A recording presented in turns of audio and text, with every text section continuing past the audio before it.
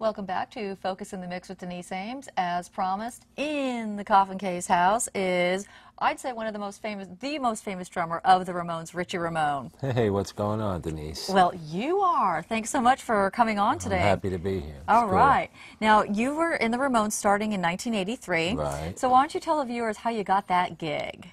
Well, it's like the old story, being in the right place. I was at a rehearsal, and one of the roadies came in, and he said he was going because they were auditioning, drummers for the Ramones. And I said, oh, why don't you get me in that? And went down, and, that's how it happened. Just knew somebody, It's very difficult to get ahead.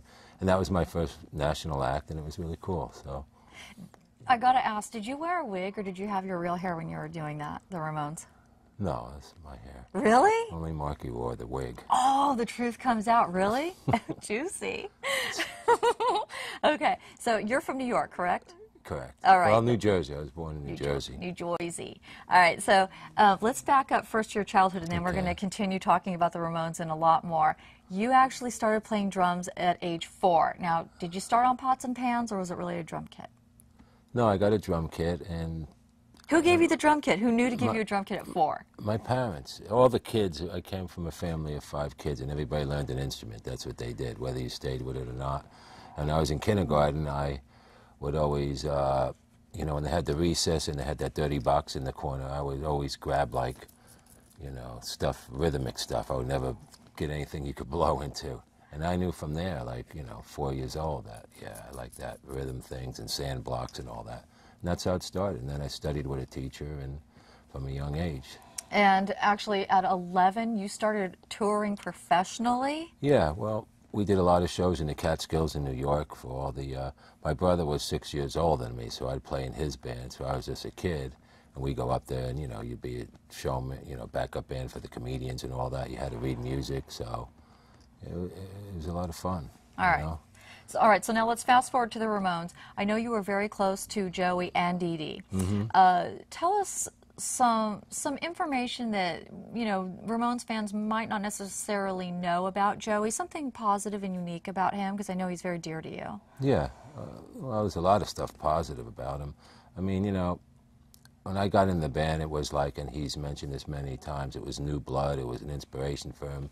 The band tightened up again, and it was kind of fun because I was a kid from New Jersey, and I would take Joey, we'd go bowling or do normal things, so he couldn't, because as soon as he walked out of the house, he got, he's so recognizable, or I wasn't, so we got to do all fun things. My parents had a farm with horses, he'd come up there, so I exposed him to a lot of things. And Dee Dee went on the tour bus, and Joey, I taught them all how to play poker, and was killing those guys. They went to their per diem a month out till the road manager stopped it because I was rolling in money.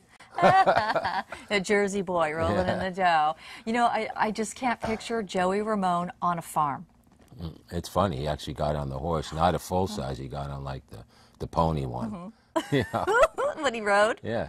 He loved to do those things, but he really couldn't do that on his own. You're stuck in East Village.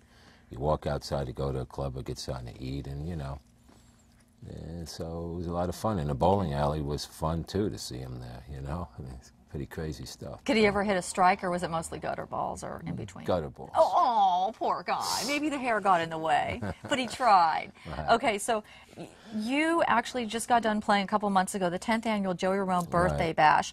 Tell us why it's important to you to participate and what the Birthday Bash is all about. Well, the Birthday Bash is, all about Joey. That's the first thing, it's... happens on his birthday every year. But see, not every singer that has passed away has a birthday bash annually for them. So why is it so important for you guys to have one for him, and people come to it? Yeah, the people are loyal. They come every year. You get about 1,200, 1,500 people there. It is important. It's just to celebrate, his life, and his brother Mickey, and Mickey's, Joey's mom, Charlotte, she passed away now, but she was very involved in this. And I think they're going to keep doing it. What I would like to do is, I would like to bring it here next year. Where is it now? It's always in New York for 10 years. I mean, that's Joey's spot, but I really see an LA birthday bash. There's plenty of musicians here. you know, we get people from all over, all his, you know, everybody who plays is like Joey's friend. That's why the band's called Friends of Joey. We come on at the end and play like 40 minutes, Ramones songs and stuff like that. So is that what it is basically? It's bands playing for his birthday? Is there anything else going on in the birthday bash? No. Okay. Nothing else. There was a silent auction this year of memorabilia, but there's a few headline bands, and then the Friends of Joey's like Cheetah Chrome from the Dead Boys, and you know, we have all different people who come on every year. And we just get together, we do one rehearsal, and we, you know, play for fun. But the kids like it, so I don't know. Everybody likes the Ramones. I don't know anybody that does not like the Ramones. It's just like AC/DC. Everybody likes AC/DC. Everybody likes the Ramones. All right, let's talk about another close friend of yours, Dee Dee Ramone. Right. Well, Dee Dee, he was special. Dee Dee was the Ramones, you know. He was a poet. He was the guy who wrote all that stuff. He was like this guy, whatever, he wrote about life, you know what I'm saying? Whatever he did, if he was off drugs and in the program, he wrote about that. You know, he wrote Warthog and all this kind of crazy stuff. He was really unique. So there's only one Dee Dee, and you know, it's sad they're gone. I spoke to him like 4 months before he passed away, because I didn't talk to anybody for a long time after I left the band and stuff. But Dee Dee, special guy, you know.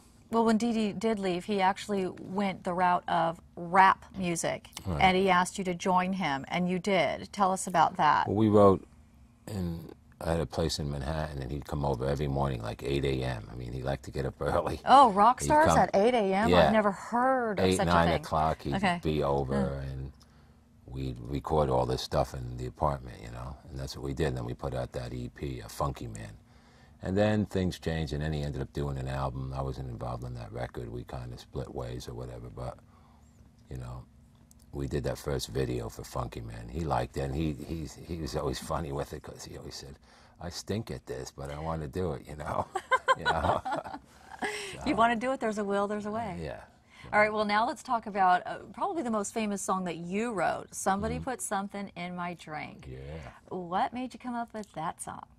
Well, did somebody put something in your drink? Yes, totally. Yes, totally. Some of the greatest, you sound L.A. Some of the greatest things are, most good songs happen in a real-life basis. You just embellish them a little.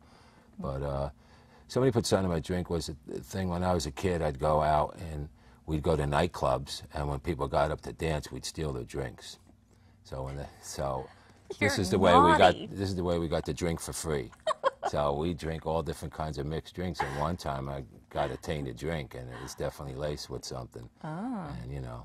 Did you learn your lesson, or did you keep on stealing them after that? No, you keep stealing them. Oh.